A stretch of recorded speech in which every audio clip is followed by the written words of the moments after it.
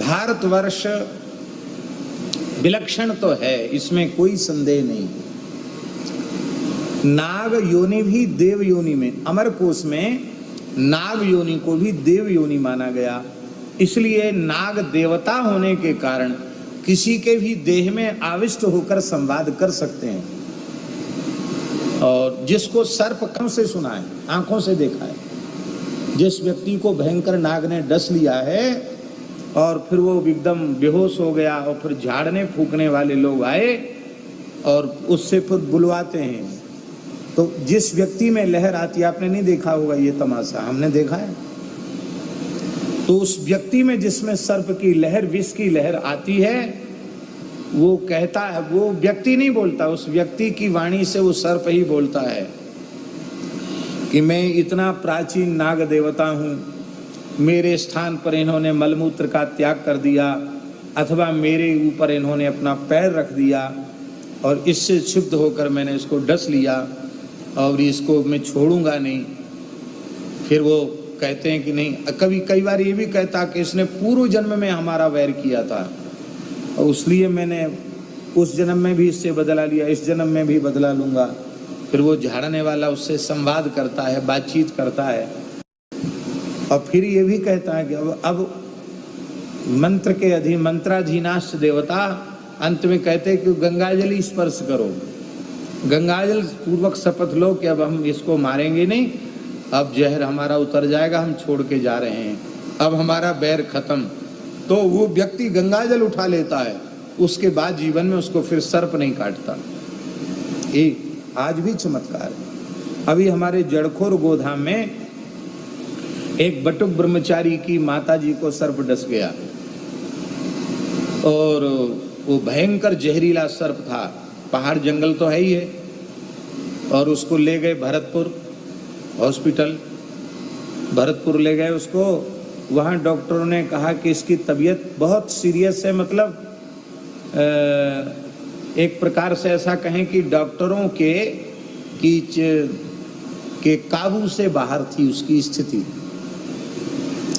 यहाँ सूचना ही, अब क्या किया जाए, हॉस्पिटल में तो है लेकिन सघन चिकित्सा में है और अभी स्थिति बहुत खतरे में है। तो हम कभी वहां गए नहीं, केवल हमने सुना प्रामाणिक व्यक्तियों से कि यहाँ ग्वालियर मुरैना के क्षेत्र में ही एक रतनगढ़ की माता है, रतनगढ़ की माता, उनके नाम से नारियल उठाओ, लाल कपड़े में लपेटो और धूप बत्ती जला के कह दो कि अब इसको ठीक करो जिस व्यक्ति को सर्प ने काटा है। और हम फिर एक निश्चित तिथि, कौन सी तिथि बताई, दिवाली, कौन पहले दूसरे दिन, अन्नकूट वाले दिन, हाँ तुम गए हो क्या, अन्नकूट वाले दिन वहां मेला लगता है, उस दिन आपको जाना पड़ेगा वो नारियल लेके। गाय को काट जाए, भैंस को काट जाए नाग, और जहां काट जाए वहीं की धूल मिट्टी उठा के जय रतनगढ़ की माता कह के बंद लगा दो, वहां से आगे जहर ही नहीं चढ़ेगा। हाँ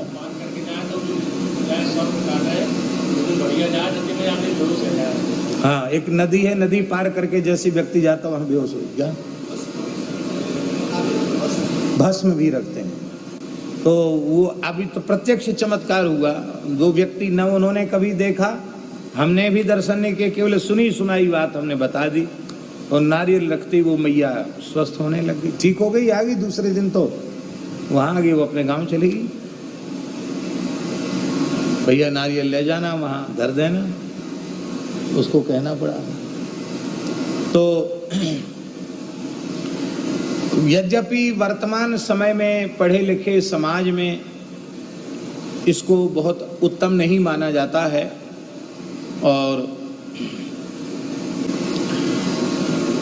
अब हमें तो कानून का तो हमें कोई ज्ञान है नहीं, लेकिन शायद कानूनी हिसाब किताब में भी ये सब झाड़ फूक वगैरह को वो गैर कानूनी माना जाता है, ऐसे ही है ना? हाँ, स्वीकार्य नहीं। गैर कानूनी माना जाता।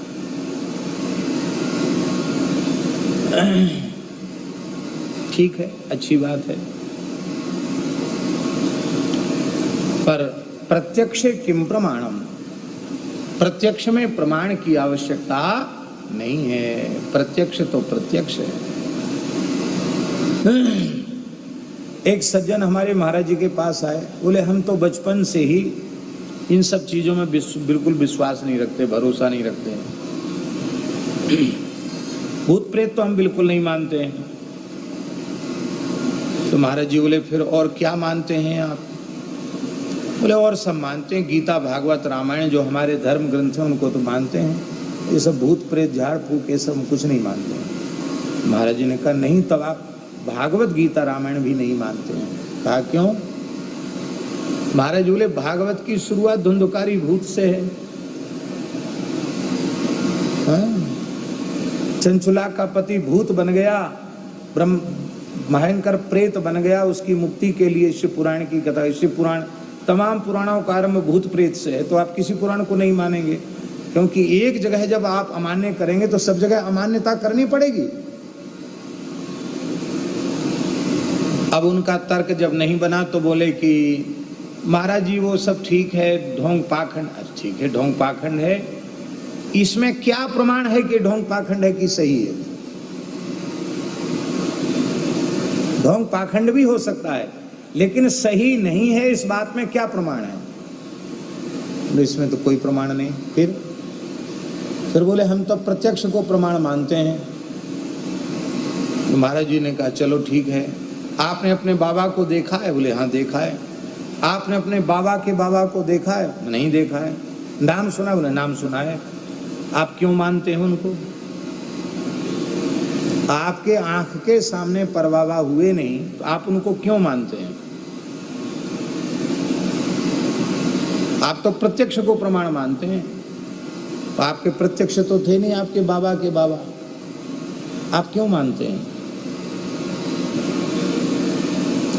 इसीलिए मानते हैं कि जिन लोगों ने देखा है उनकी परंपरा से, आपने नहीं देखा लेकिन आपके बाबा ने तो अपने बाबा को देखा होगा, वो उनका अमुक नाम बताते तो आप स्वीकार करते हैं। ऐसे ही जो अतीन्द्रिय पदार्थ हैं उनका साक्षात्कार करने वाले जो महानुभाव हैं, यदि वे कह रहे हैं कि यह है तो हमें भले ही दिखाई नहीं पड़े, स्वीकार करना चाहिए कि हाँ हैं, देवता हैं, देवी हैं,